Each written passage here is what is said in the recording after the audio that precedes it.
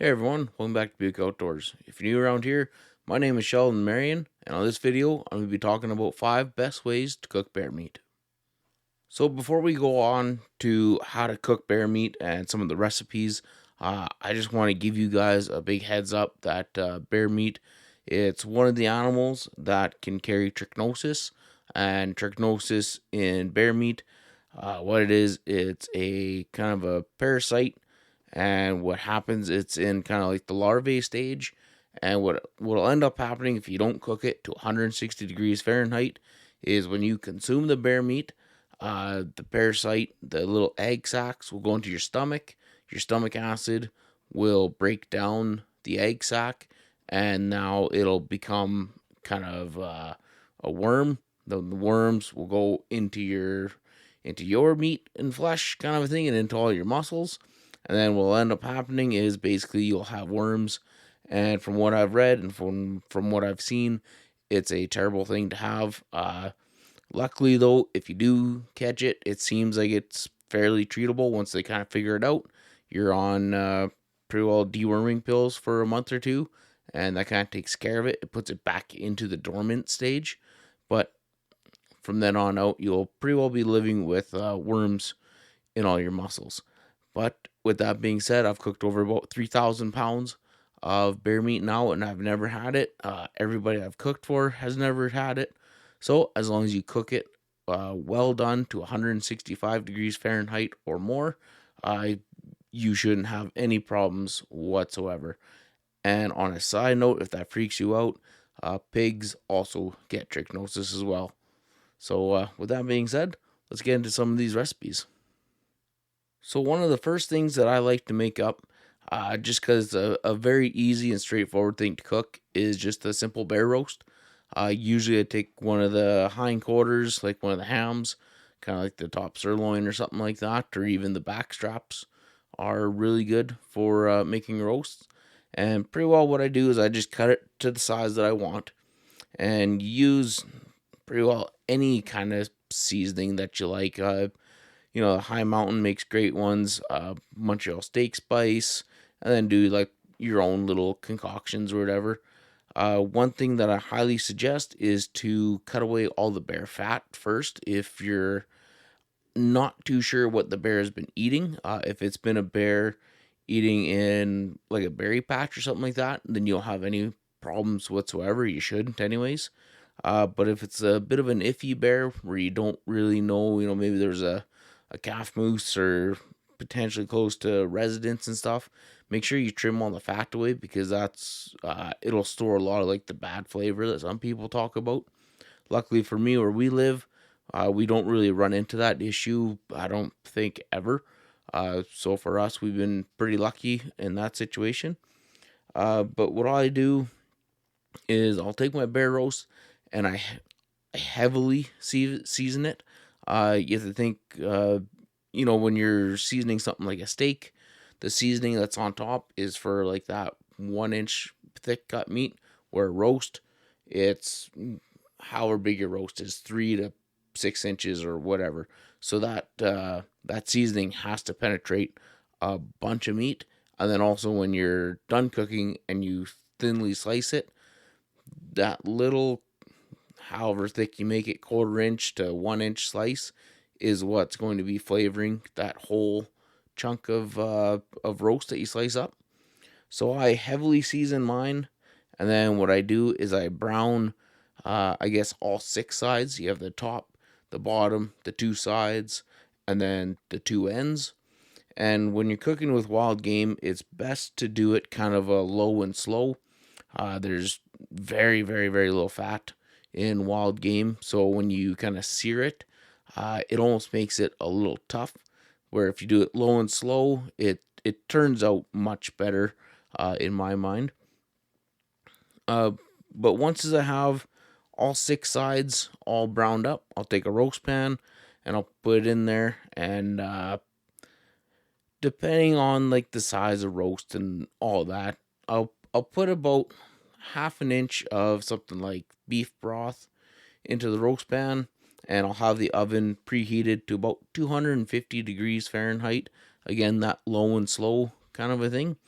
And what I like to use is my Bradley digital meat thermometer. It's a little probe that's connected by kind of like a cable to a little dashboard, and I program it to 160 degrees. And what happens with that is when you put it into the oven, you can just let it cook until you hear the little alarm clock going off, and then that way you know that it's cooked all the way to the program setting that you set on it. With mine, it's either 160 or 165.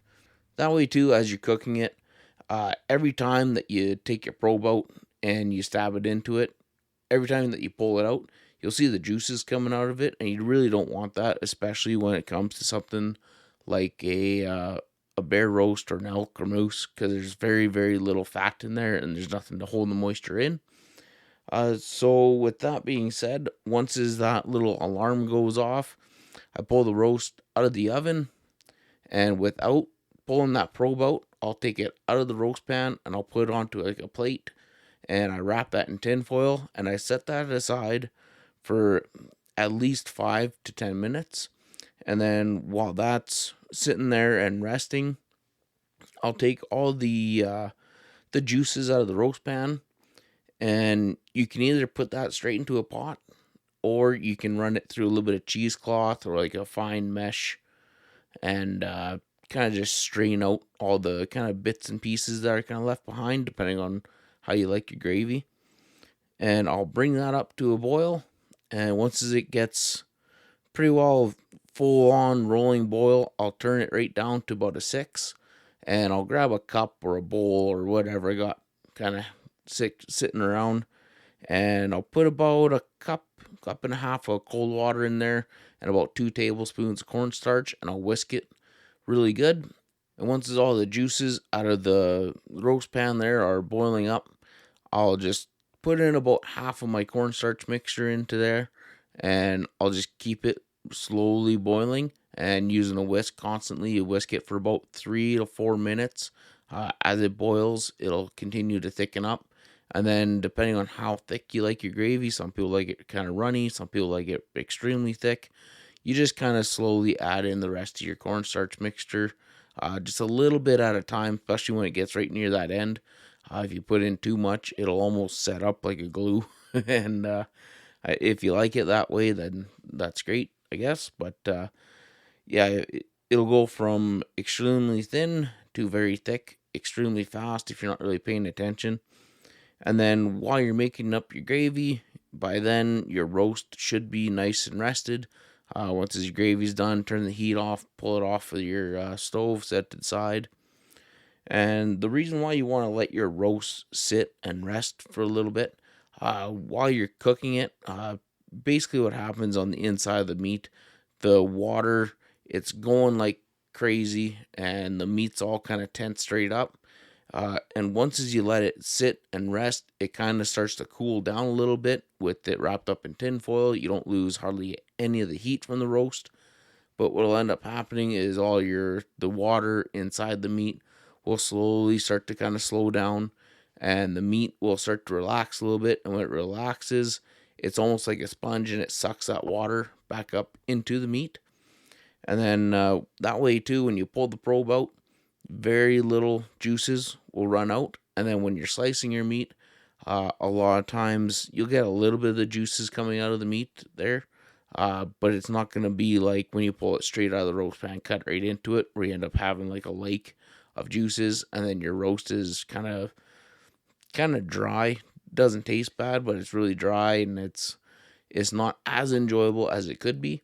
So letting your meat rest for that 5-10 minutes or whatever, it makes it much more enjoyable. And then that's also why I like to use my Bradley digital thermometer.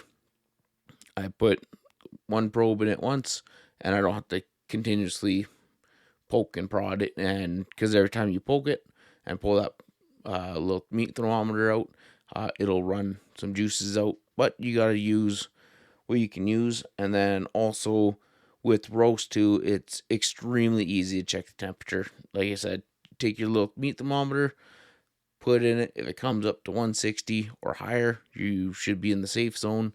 and it's very easy to check. It's not like making jerky where there's absolutely no way you can actually 100% for sure say that it was at 160 Fahrenheit.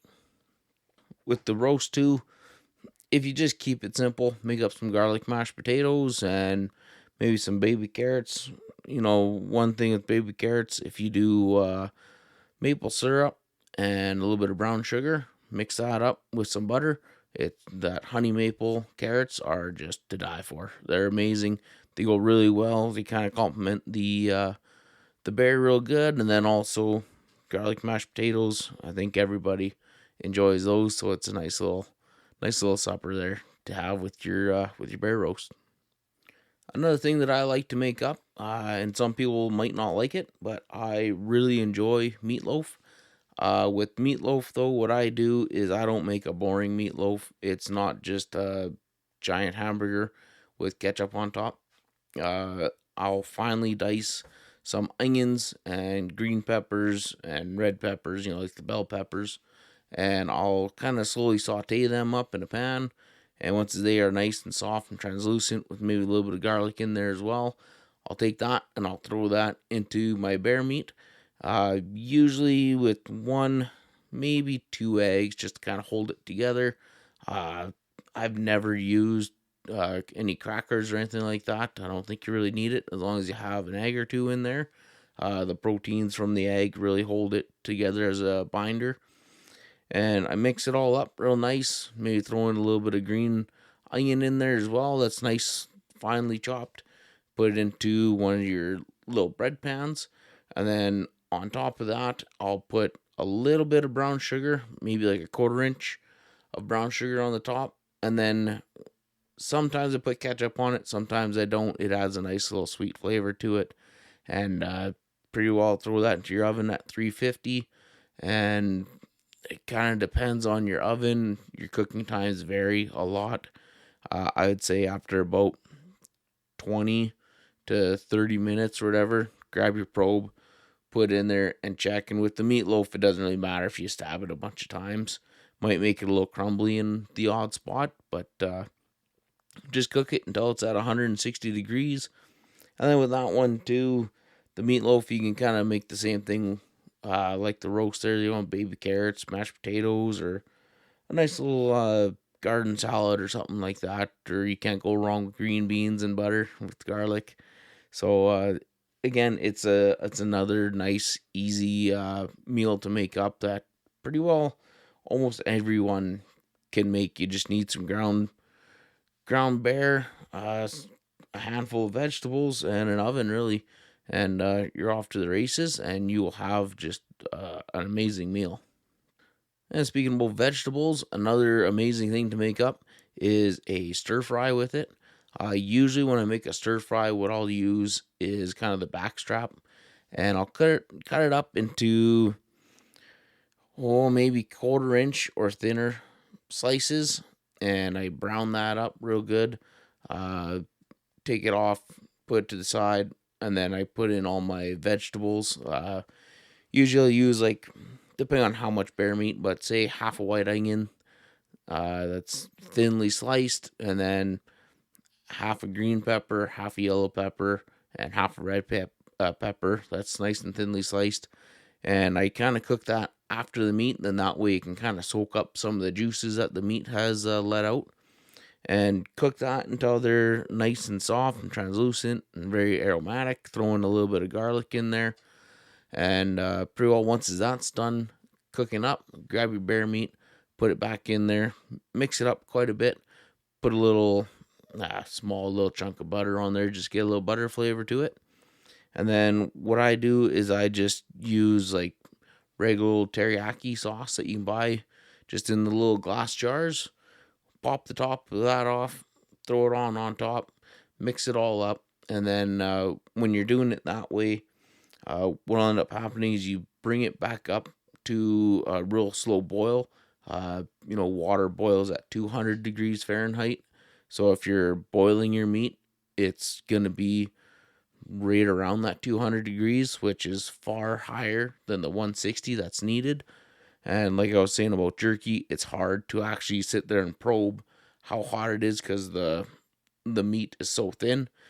This way, if it's sitting in something that's boiling, you have a really, really good chance that it's going to be over 160. And basically, what I do is I just let it boil for 5 minutes or so, mix it up really good, let it boil for a couple more minutes, take it off and let it start to cool down.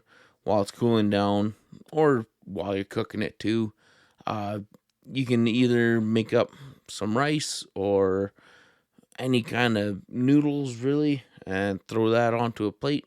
Grab your bear meat, throw it on top of your noodles, and down the hatch it goes. And it's a hit around here. We eat that quite a bit.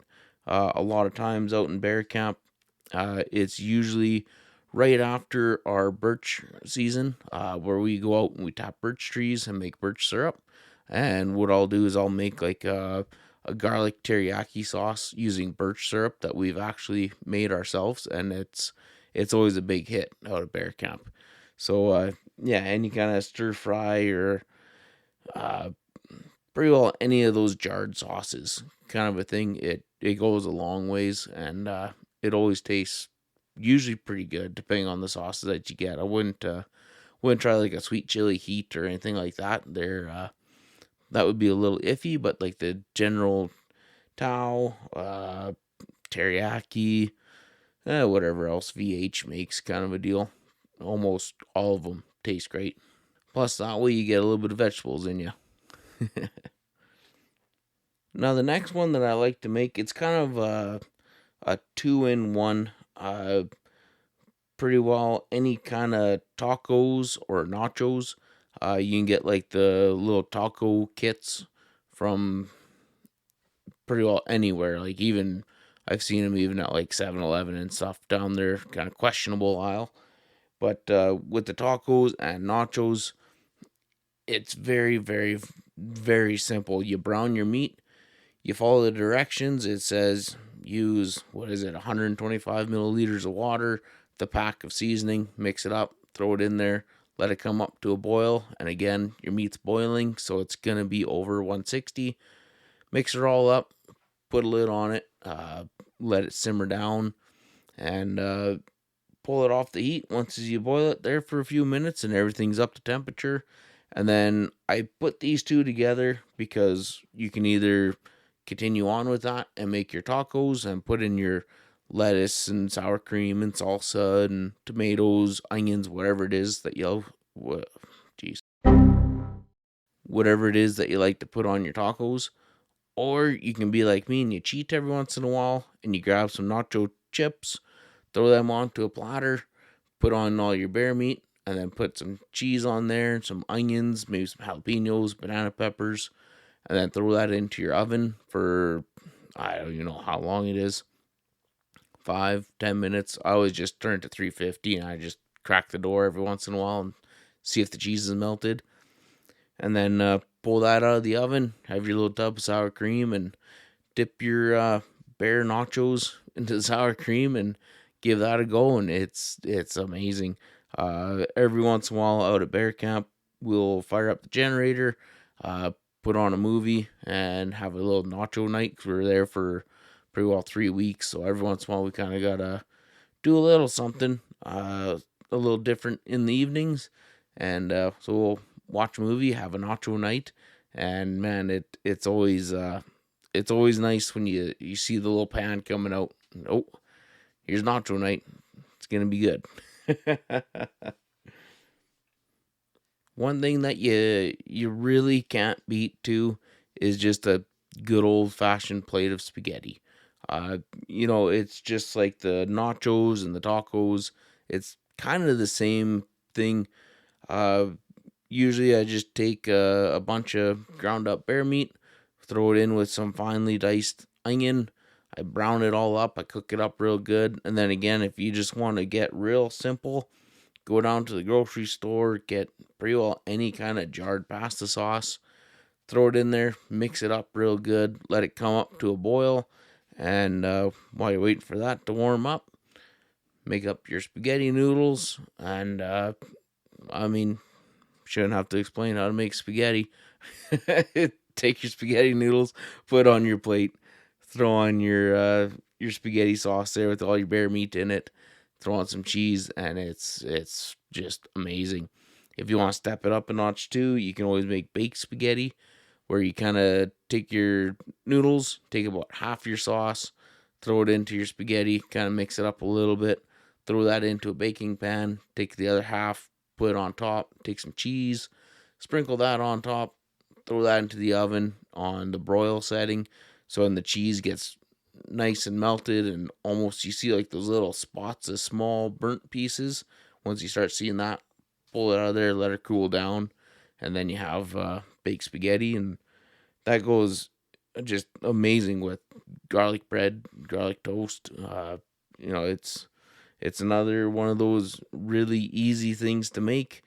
Everybody likes it for the most part. Some people are gluten free or whatever, but even nowadays, gluten free spaghetti noodles, they've come a long ways. They actually taste pretty good. I've eat them quite a bit myself. So it's one of those things where even if you have picky eaters, it's still a hit. But even with all those recipes, the absolute number one favorite way that I like bear meat is jalapeno and cheddar smokies. If you can find yourself a good butcher who has a good recipe, there is something just unbelievably amazing about jalapeno and cheddar smokies. Uh, I don't know what it is. I've made a ton of smokies and sausages myself. I've had other butchers make them too, from moose, deer, elk, bears. But just the jalapeno and cheddar smokies with bear meat and a little bit of pork fat in there, there's something about it that's just takes it to a whole other level, especially if you cook it over fire. And pretty well, if you get any kind of smokies or sausages made up, typically with smokies, your butcher, if he knows what he's doing, he'll probe the smokies, because when you're making smokies, you fully cook them inside of a smoker. So he'll check them to make sure that they get up to that internal temperature of 160 Fahrenheit. But if you're ever worried or concerned, take your smokies or your sausages, and this is a excellent way to add moisture to your smokies and sausages as well, is just boil them for whatever it is, 5-10 minutes, pull them out, and then fry them up or shove them on a stick, cook them over a fire, and it's a phenomenal meal. It is absolutely amazing, especially if you're out in the bush doing something, cutting firewood, fishing, ice fishing, whatever it is that you're doing. It makes just a superb meal. And, it's one of those things too where it's kind of finger food. It's fun to eat. It's fun to cook. And if you make it yourself, it's an absolute blast to make yourself too. If you want to make your own sausages and pepperonis and stuff like that, it does take quite a bit of equipment. But once as you buy it, you kind of outright own it. So it can be a little expensive at first, but it's like a one-time cost other than the seasoning and casings and stuff like that. But I've even made up a bunch of black bear pepperoni there last year. If you guys want to see that video, I'll put a little link in the description below for you, and you can see just how easy it is to make. It's a little bit time consuming, but really, as long as you get like a good seasoning brand, like High Mountain seasoning, the directions are right there on the box, and as long as you follow the directions, you're good to go. One thing that I don't follow the directions on though is the salt pack. Uh, they say you absolutely need it and it's a must have, so it doesn't grow any bacteria in the meat while you're slowly smoking it and bringing it up to temperature. But when it comes to cooking a roast or like a brisket or ribs, nobody ever puts sodium nitrate in it, and that I know of, nobody's ever gotten sick from it. So if you don't get sick from cooking a brisket at 200 degrees for 16 hours, I highly doubt you're going to get sick from, slowly making up your smokies in your smoker. So, yeah, plus that sodium nitrate, it it makes things extremely, extremely salty. So just kind of be careful with that if you're going to be going that route. So that all being said, that's just a small little handful of recipes that I like to use. Uh, I mix things up all the time. I try different ways of cooking this. I've made up ribs. I've done like pulled pork sandwiches using the front shanks because there's so much sinew and bone in there. Uh, they turn out absolutely amazing too. Bear meat isn't something to be kind of scared of. Pretty well just make sure that it's cooked well done, and you'll never have a problem with it at all. The only one that I wouldn't suggest trying is cooking steaks. Just because a well done steak, it's not that good to eat.